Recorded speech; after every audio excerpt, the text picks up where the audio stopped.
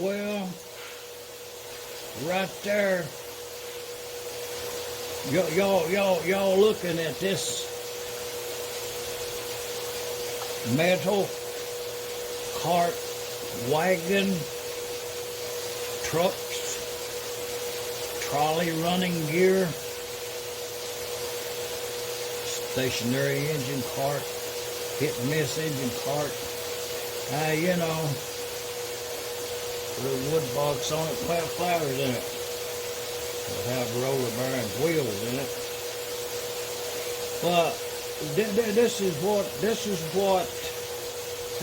I got out of the box. This is what you're gonna be looking at there. Once you run that there, I think that's probably about 220 flapper disc on there. Shined all that mill slag off of it.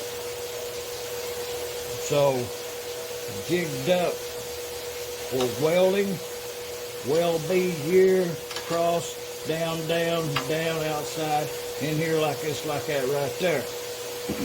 To make this easy, I show it to you.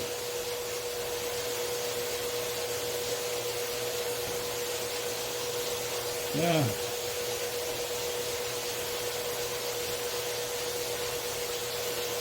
So the numbers on it is from this end of that square tubing over yonder to that end over there, right here, is 16 inches.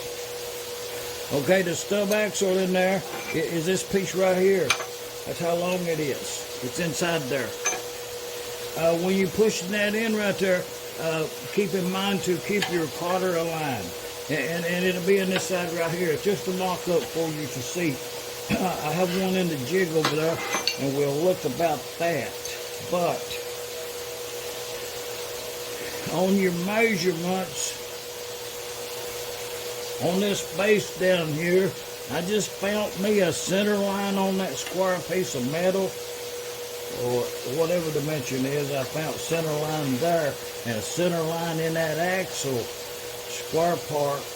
Okay, and in order, you know, to use a jig, everything has to fit. So I put that square down like that right there, and this little, them two punch marks should be in alignment. So, and they are. Okay, I've done the same thing on the back here. The angle blocks right there is secured squarely onto the base plate down there. I put a bolt in there that's longer than what's necessary, but you have to do that in order to get a part of the bolt that's not threaded, so that you can align this top piece with this pivot plate upside down like this. Well, to keep in consideration, if I may bring it to your attention, if you setting it up like this, from that top plate up there, I think that's 9 inches standard. If you measure from down yonder to the bottom, that's 5 inches. Over yonder it's that. But the inside diameter right here is 4 inches. So to facilitate making it easy for me, I have these 4-inch long blocks, and I put them in there and then clamp it down, and, well, I'll show you.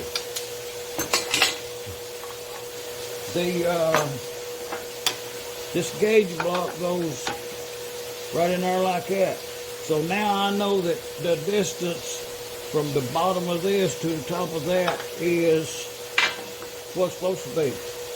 So to make it easy, once this top plate right here is centered in line with that punch mark and the center line of this bolt here, and 4 inches inside of it, 4 inches over here, taking in consideration, that's a 1/4 inch thick right there. Hence, the rear ones of these are longer to make up for that distance. But once you got that in there, all you got to do is on the edge right here where you want your weld to be. Then you just come over and sight that down like that right there. Okay, that's pretty good on that. And then push that over. Okay, that's wedged in there. And once you get that wedged in there like that, I'll show you.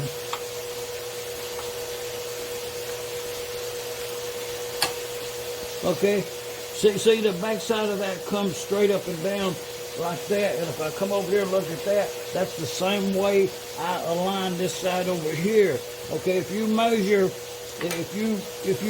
from the end of this square into the thing right here, and then enter to that thing right there, well, let's just see what it is. So, yeah, it'll be the same. So we'll put that out there and lock that, and I'm gonna look at it again. Okay, it's just barely come to touch it. And I'm gonna come over here on the square part and come in like that, and I'm gonna look down here. Oh yeah, see, that's ready to weld right there. So we're good to go. Now, you'll observe that when you twist that around to make everything line up where you don't have to go down and measure no thousandths or nothing. Because see, that's a gap right there that's just perfect for welding. And both it's 11 gauge, which is pretty thick, and it welds good. Same here. But the point I'm making is they'll be like the angles will be just a little bit biased. All of them will be the same in relationship to how close you are on this 4 inches right here. You know, if you 4 1/16, then there'll be a little gap there. But as far as welding goes, that gap is what you're trying to achieve in order to weld it 100%. So we're good to go. No fine tuning at all. So I'm gonna take this back apart, press that in there, and we'll be ready to weld this one up. I'll weld everything on this side, turn it over, clamp it back, and then weld the other side. While I'm in process of welding, I'll go ahead and attach these. That's them little blocks right there. You weld them on the front of that to line them up. The distance from here and here equal amount, and the distance between the two on the inside is 12 inches. So you do that right there, and you do that right there, and you weld around that right there, and then do your metal finishing, and then attach your handle. Just saying. And in normal welding practice, you would put a angle on this thing here before you clamped it down to get 100% weld. I'm just saying. Oh yeah, just cut off. I had become unaware that this saw was running in the background. I have run it so many hours the last few days that, you know, it just, you don't notice it running over here.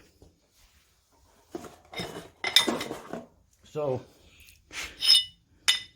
that's 4 inches by 4 inches, and if you turn around and go like that, they're the same dimensions this way and that way. But when you're putting the thing together, you align the factory edge with the factory edge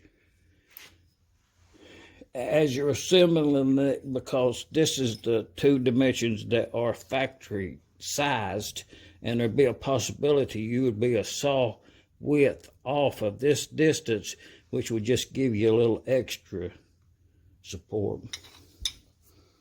Let's see, just cut 4 more.